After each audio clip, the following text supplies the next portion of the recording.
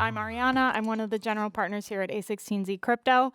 I have raised capital, so I actually do not only sit on the kind of investor side of the table, but have also been the one kind of in the trenches pitching. So I have a lot of empathy for how challenging it can be, and hopefully also a few kind of words of advice and wisdom that will be helpful. So let's get started. So what we're going to cover today is basically how you begin. So before you even start putting together your deck, what are you going to be thinking about?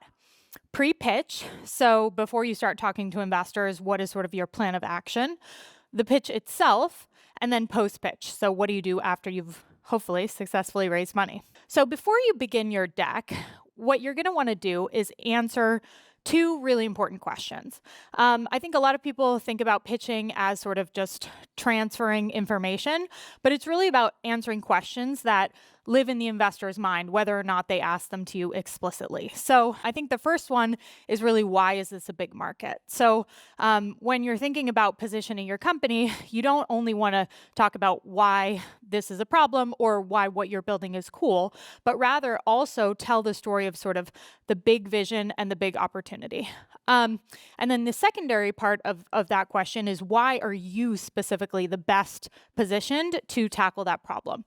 I think one thing we think a lot about as investors is, how deeply have the founders explored the idea maze, and how good is the founder market fit? So why are you and your team exactly the right people to be building this particular thing? So those are kind of the two questions that you should try to be answering in the story arc of your deck, which we'll get to in a second. This is a question that I ask every founder almost in a pitch, because I think it really gives the founder the opportunity to sort of set the stage for what it is that your ultimate vision is going to be.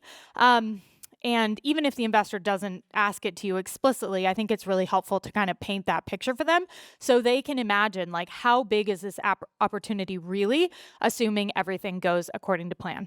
And nothing ever goes according to plan, but you can still get to that place or somewhere similar over time. So I think that should be kind of part of the intention of the conversation, is helping them see what you see for your future. Okay, so before you get started with the actual pitch, it's really helpful to kind of have a plan of action and not be going around sort of pitching randomly. So I would say one of the earliest steps you should take is build a list of the investors that you want to talk to and order them in terms of timing. So it's often best to start with some of the friendlier conversations that might be angels. It could be even other members of your cohort or advisors who can help give you feedback on your pitch, so that you're not shooting your biggest shot with the investor that you most want on day one. Obviously, your answers to questions and sort of your narrative is going to get more and more refined over time.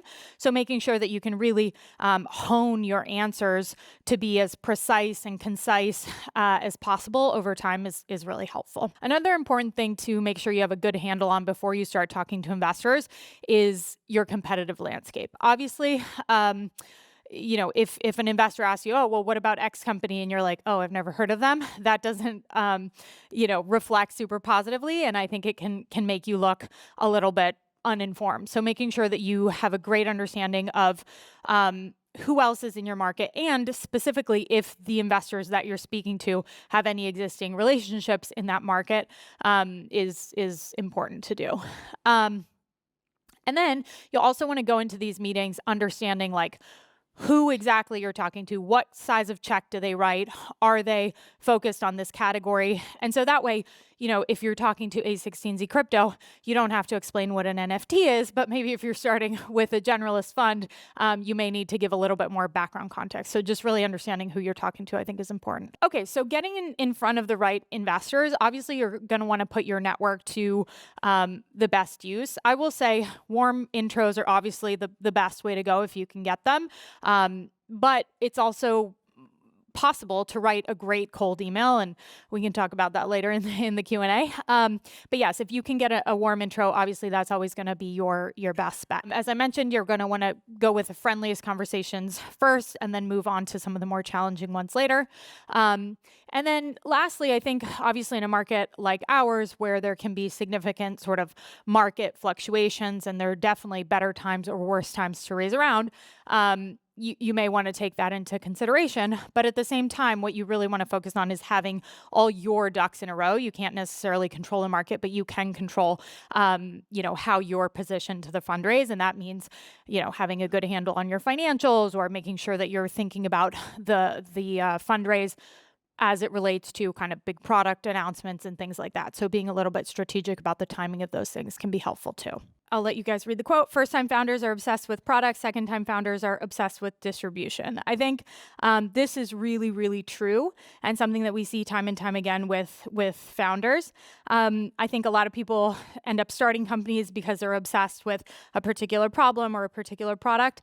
But the reality is, if you don't have good distribution, nobody's going to care. So making sure that as you think about telling your story, you have a really strong answer on go-to-market is I think a necessary step to figure out before you start talking with investors too much. And I know you've gotten a lot of great content on that front already from Jason. I know Maggie's going to be speaking on this.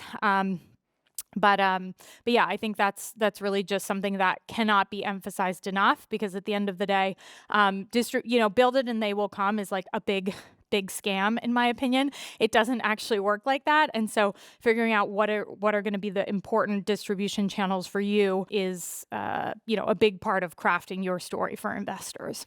As we said, not just product, go-to-market and distribution. Partners, obviously, partnerships can be an important part of the go-to-market motion as well. And then in Web3, I think very specifically building and growing your community.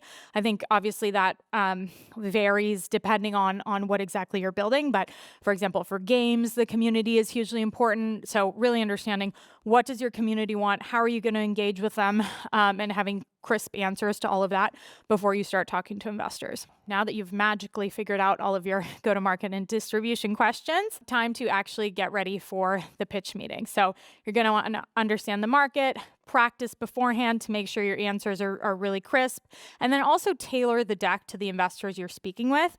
So again, if you're talking to a generalist investor versus a crypto native investor, it may make sense to have a slightly different version of your deck that goes deeper into certain areas or not.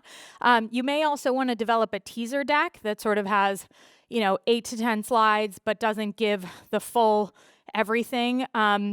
Because what you're really aiming to do when you're sending the deck out, hopefully with a warm intro, is to get a meeting. So once you've done that, then you can go into more in depth, and you can certainly follow up with more materials. But I think in many cases, you're better off holding a little bit of information back and instead just focusing on getting in the room with the investor, and then you can reveal all. When you're going into these meetings, I think it's also helpful to try to understand what the investor can do for you, and have an answer ready to the question of, how can investors help you aside from just giving you money?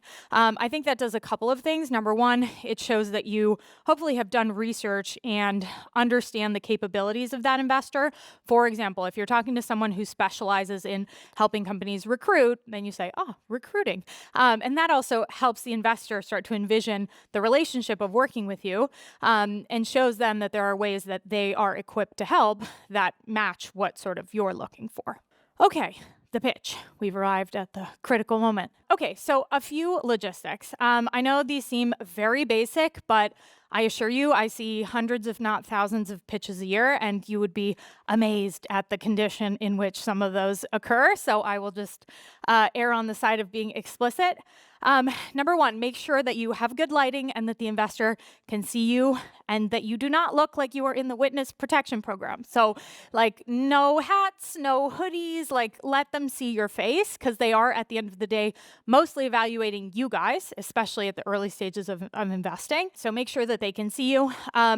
Energy, I think, is super critical. Obviously, if you are trying to convince someone to give you money, you want them to be excited. And so being enthusiastic about whatever it is you're working on is another thing that, again, sounds very basic, but you'd be surprised how often people seem that they're bored with their own idea, which makes it hard for you as an investor to get very excited.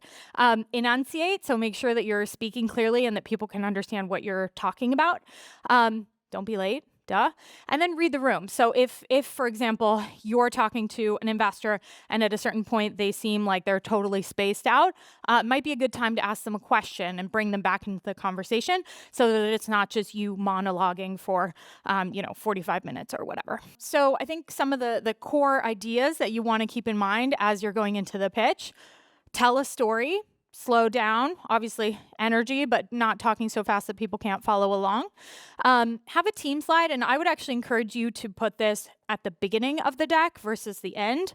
I think, investors are in most cases, yes, they're looking at the market, blah, blah, blah, but a lot of it is really a determination of, do we think this is the right team to build this thing? And so having a slide that really showcases what makes you guys exceptional as founders and why you're perfectly suited to building this right at the beginning sets the stage for the rest of the conversation. Do not lie, like not even a little bit. No, absolutely not. Investors have, by definition, really good networks. And so they're always, at least the good ones, going to check on, is this partnership real, or is this customer relationship real, or how does the customer actually feel about what you're building? And so it's again, seems like it would never happen, but you would be wrong. So, just make sure that you're being completely honest, and then do your research. So make sure that you are also asking the investor questions that show that you understand sort of what they do. And that helps you make the conversation, again, rather than a monologue, into more of a discussion. Connect the dots for the investor. So obviously you guys spend so much time thinking about your personal history as well as the subject matter that you're focused on, but investors don't. And so you need to kind of connect the dots a little bit more. So you're going to want to make sure to tailor your pitch to each investment meeting. Explain how your background is relevant to what you're doing. I think also it's great to touch on sort of the motivation of why you're doing this. What inspired you to build this? Why are you so passionate about this particular problem? And then get into the substance of what you're actually building. So when you arrive at negotiations, number one, do not be an asshole. Investors negotiate for a living. I do this day in and day out. So unfortunately, even the best founder negotiators are going to have a lot less experience than the person on the other side of the table. And the result of that is that it often can come across as like a bit contrived when you're trying to be, pull a fast one over the investor. I think and by the way, the best investors will not try to play those games with you either. So I think you're much better off in all cases just being authentic and saying, we want to, hey, is this the best you can do? We're looking for something that's a little bit higher on the valuation side, perhaps, rather than being like, oh, this is not, not for us. So, keep that in mind. I think always maintaining a good kind of dynamic of respect with your investors is really important. I always think it's not to your advantage to try to say, we're looking for X valuation. The reason for that is it ends up always being a conversation between you and your lead investor. But what can happen, what you're trying to do really is eliminate the maximum number of reasons why people could tell you no. So if you're not saying what the price is, then they can't tell you the price is too high because they could set the price. So I think that always puts the conversation in a better footing. And also, at the end of the day, there is no set market price for an investment. It's always sort of what the founder is willing to do and what the investor is willing to do. So you're much better off leaving that kind of conversation to a specific negotiation with the lead investor as opposed to coming out of the gate and at the end of the pitch saying this is the price that we're looking for. You will obviously be saying how much money you're looking to raise, and investors can basically do the math on what the approximate dilution is for a given round.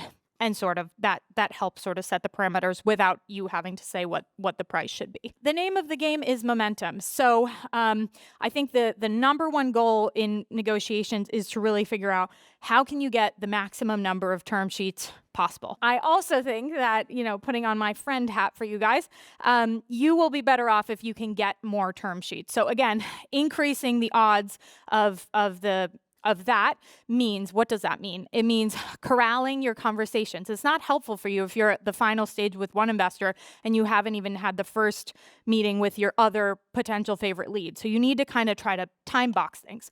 If you get an offer and your other favorite investor, hasn't given you an offer, saying, well, hey, we have this offer on the table, but we'd really love to talk to you. Can we move our meeting up?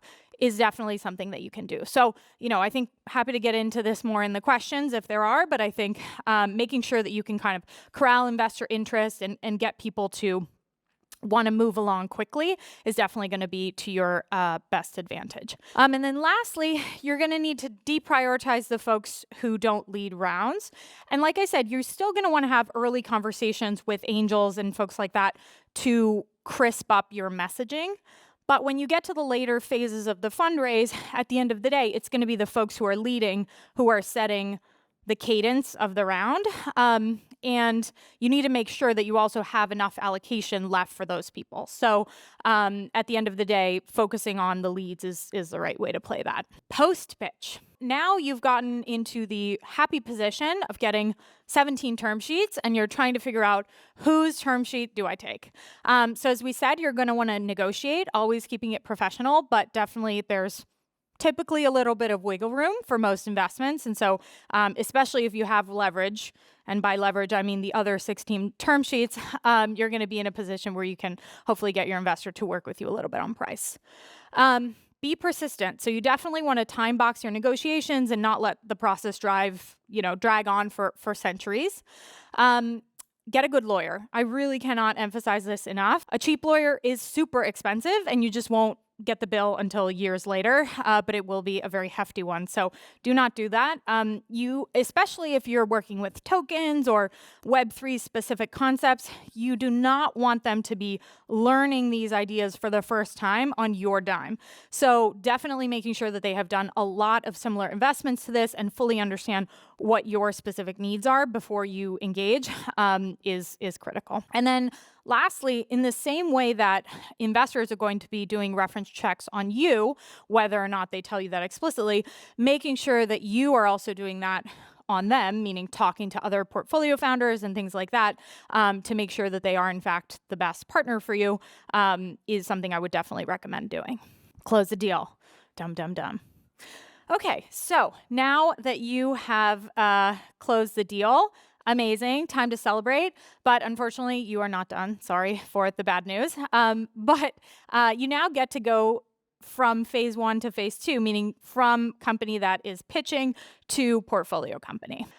What this really means is a vibe shift. So, you're coming into the pitch, you're like, we're so amazing, we are going to change the world, we're going to build $1 trillion company. And then you're like, help, these are all our problems. But that's what you should be doing, because realistically, now the investor is committed. You guys are partners, and that's great. What that means is now there's no benefit to withholding the challenges that you're going through. What you really want to do is be very upfront about those so that the investor can actually help you overcome those. When you're thinking about how to engage with your investors effectively, I'm sure you guys know a lot of this already as you've been working with us and other investors as well.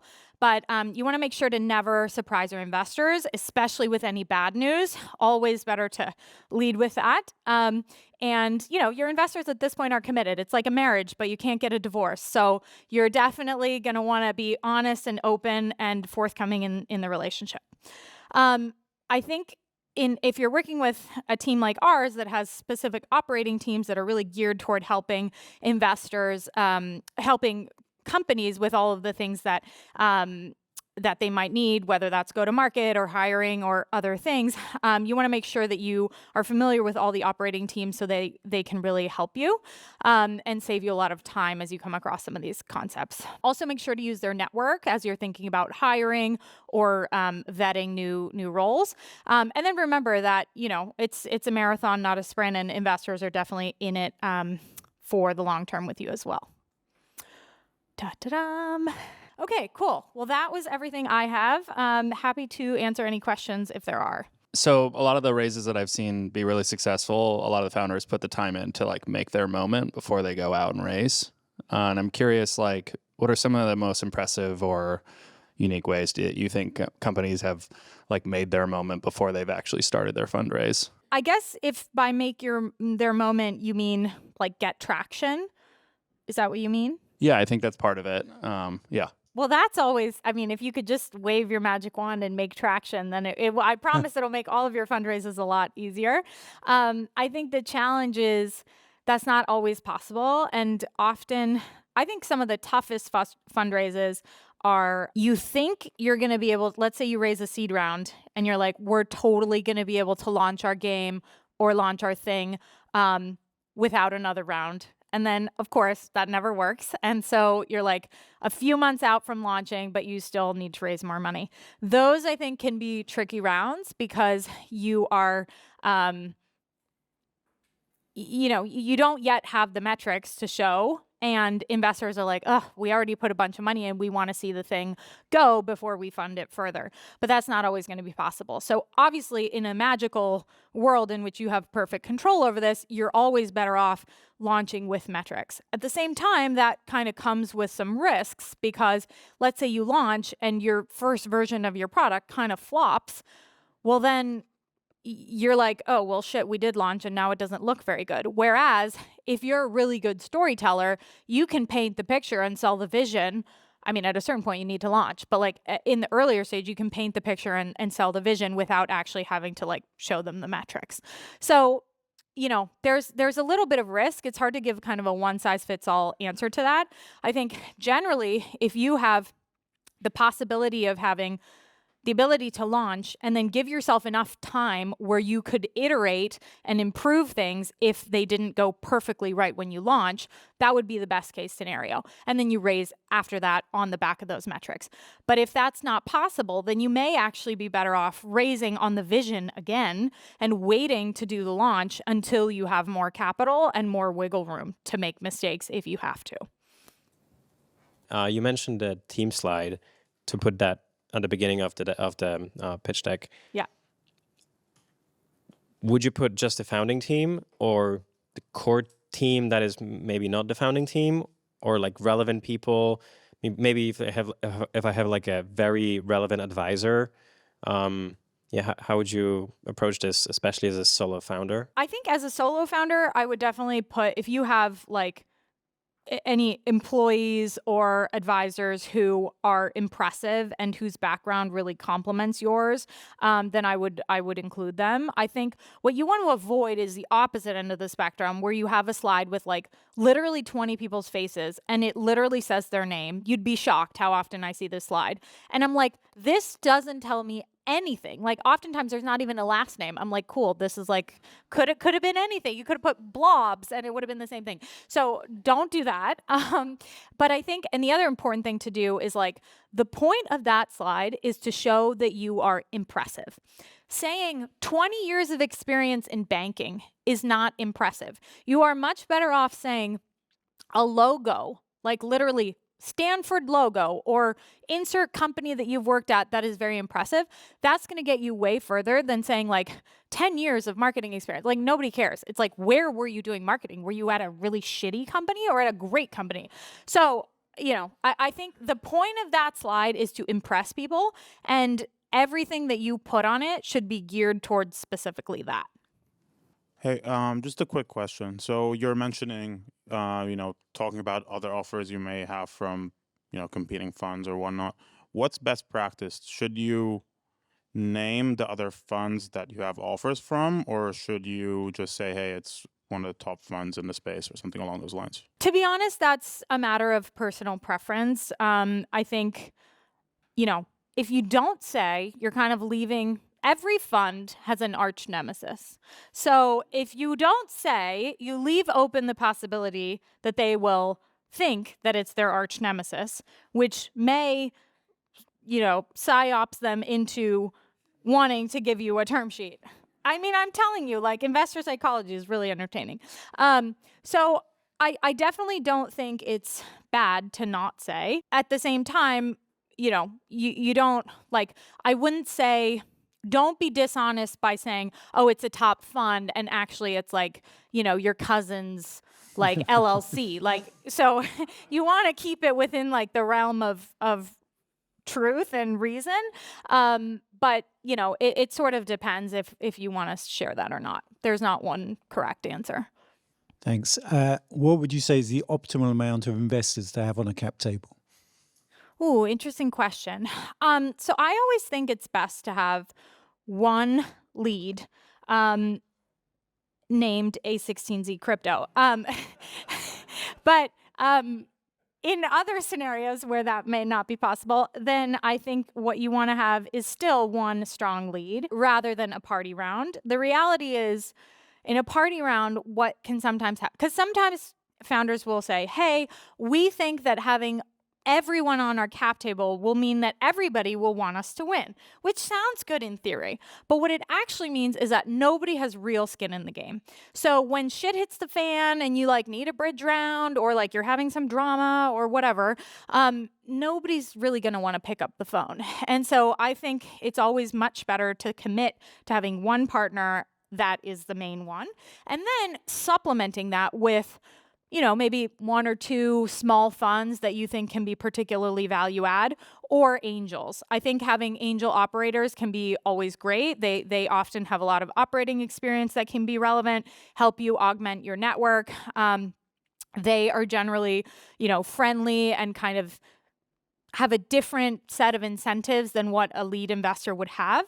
So yeah, I would say one lead investor, maybe 1 to 3 small funds, and then some angels would be, if I were going out to raise, sort of my ideal round construction. It's also going to depend. Obviously you might have a round that's like mega oversubscribed, so maybe you just have one lead and 5 angels. That's also fine. Going off on what Soren asked before, so assuming that you do see traction, but you're not in a position that you're out of runway, you can push forward a bit more, but you do feel this traction. What's the best way to like gauge interest of starting a fundraising process without officially kind of saying you're fundraising? It's always good to have, I think, a few investors that you're friendly with, like kind of in the wings. The trade-off that you need to make is sort of, investors will well-meaningly waste your time endlessly, in the sense that like we have nothing better to do than to meet with all you fine smart folks, but you have something else to do, which is building your company. And so I think you're always going to need to kind of balance those two things. So until you're ready to actually go out and fundraise, I would not encourage you to be taking a lot of investor coffees, because that's going to fill up your entire calendar. However, I do think if you have like 2 or 3 that you're like very interested in, that you have a good relationship with, and that you want to kind of keep posted ahead of a fundraise, then keeping them up to speed can be good. And that sort of gives them, like, investors know how this game goes. Everyone says, oh, I'm not raising now. Yes, you are. Everyone's always raising. So what you want to do is like, it's having those, a couple, again, very few, but targeted meetings like that can really help you take some of the pressure off of the pitch. Because if you're like, oh, let's have coffee, and then you tell them about all the amazing things that are happening in your company, you may, and be like, oh yeah, this other investor mentioned preempting, like maybe, we'll think about it, but like we're just heads down now. Like, investors know what that means. And so if they're interested, that may prompt them to make the ask. It won't guaranteed work, which is why I suggest doing that only in very specific targeted cases. You could also take the alternative strategy, which I've also seen work, which is when investors email you and say, oh, it'd be nice to catch up, you're like, no, I'm too busy. And that makes all the investors want to talk to you even more, because they're like, wait a minute, why won't they? It's like dating, So didn't text me back. So yeah, I think either of those can be valid strategies. But I think if you have a few that you already have a good relationship that you'd be excited to have lead your next round, then keeping them up to speed and sort of, low key, casually inviting them to make an offer if they're interested can be a good strategy. As in general, would you have any advice about what would be the ideal time to have a price round as opposed to stack safes?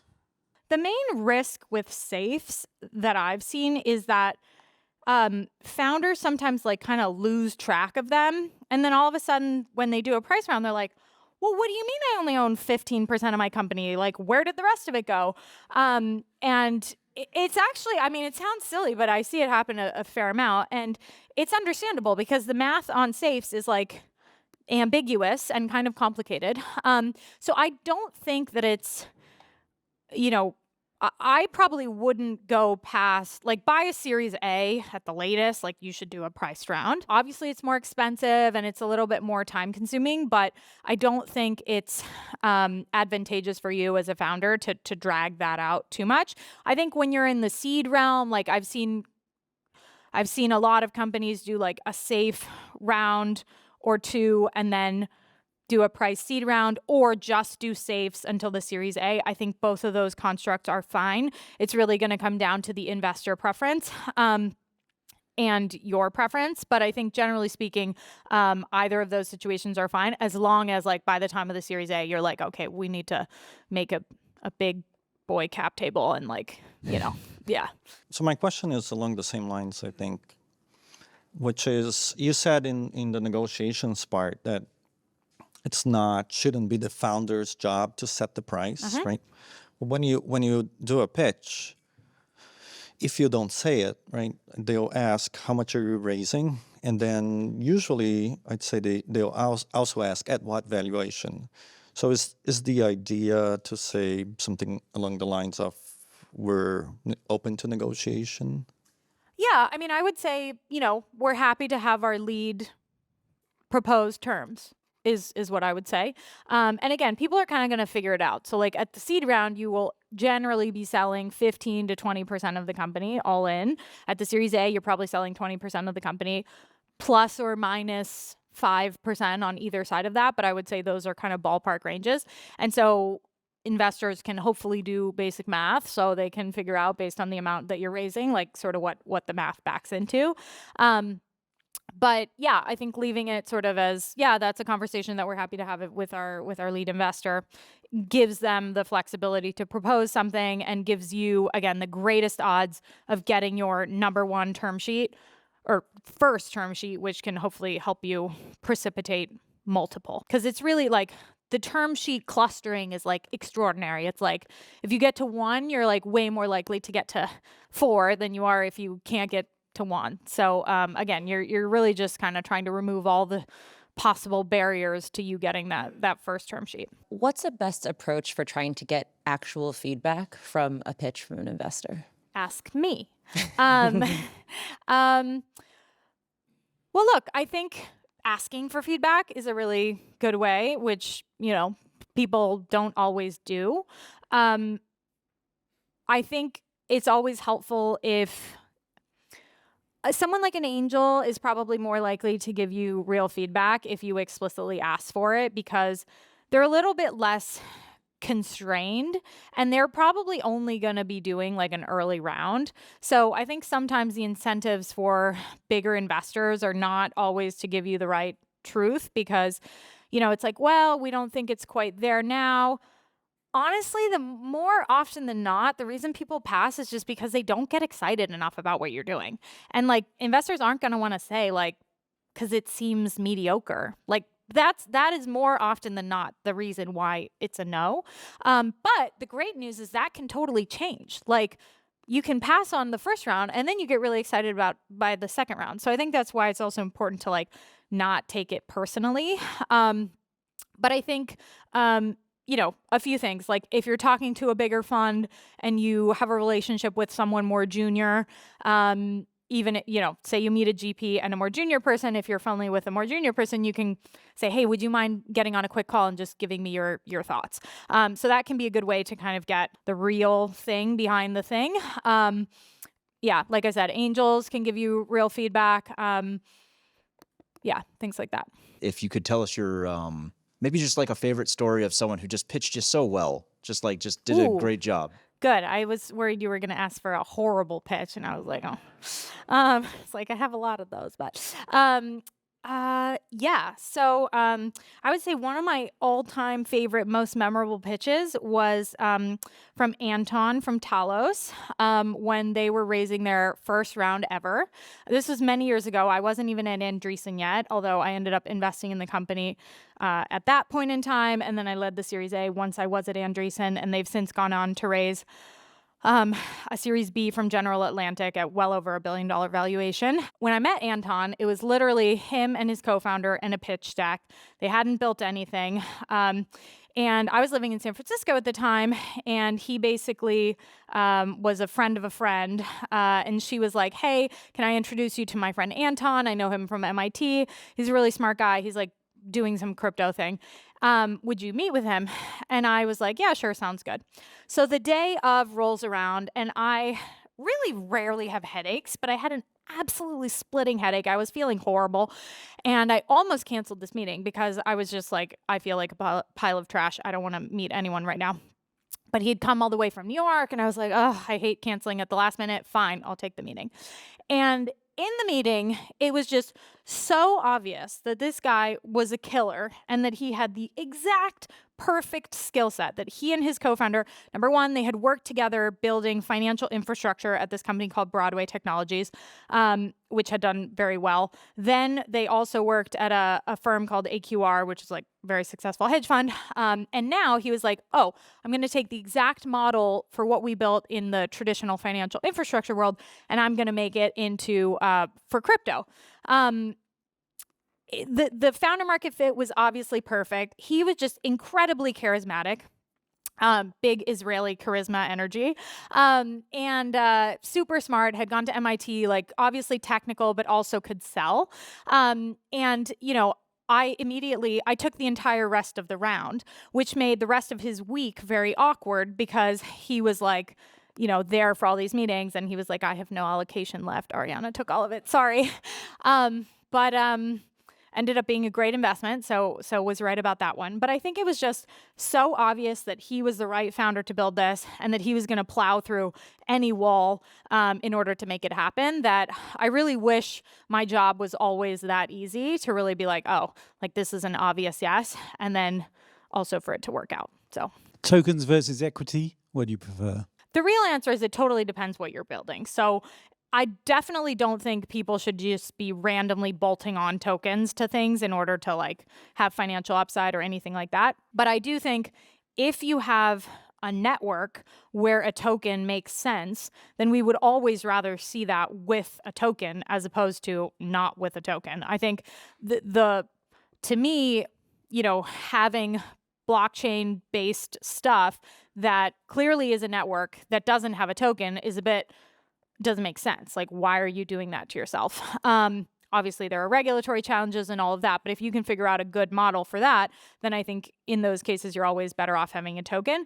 And we think it's very important to invest in the thing. So if the token is the integral part of the network, then that's the asset that we want to be investing in. That said, not everything needs to have a token, and we also do a lot of equity investments. Talos, the company I just mentioned, was an equity investment. They'll probably never have a token. They're selling to like banks and hedge funds and things like that. And so that doesn't make sense for them at this point in time.